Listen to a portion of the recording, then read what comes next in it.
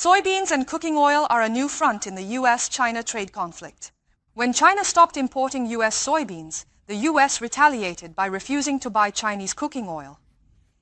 You might think it's just a fight over beans, but it could be an issue even more important than tariffs. Reporting from Beijing, this is Kim Han-chun. U.S. President Donald Trump, who had previously sent messages of reconciliation suggesting good relations with China, has now returned to a more aggressive stance. On his social media, he criticized China for deliberately refusing to buy U.S. soybeans, calling it a hostile act, and warned that he could retaliate by halting all business related to cooking oil with China. Just last week, he mentioned discussing the soybean issue extensively with Chinese President Xi Jinping, but he has now raised the possibility of breaking trade ties. He's got things that he wants to discuss with me, and I have things that I want to discuss with him, and one of the things is soybeans. President Trump's aggressive shift is seen as an effort to appease discontent among farmers.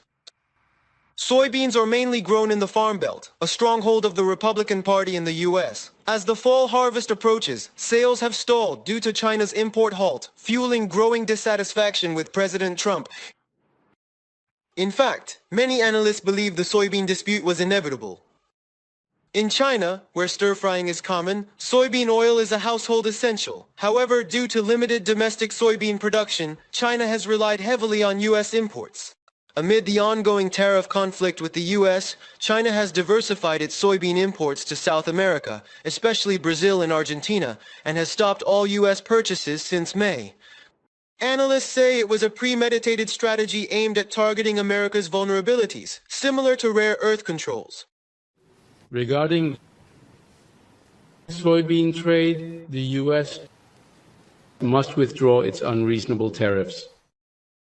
While both countries are escalating pressure on each other, they are still keeping lines of communication open, drawing attention to how they might find a breakthrough.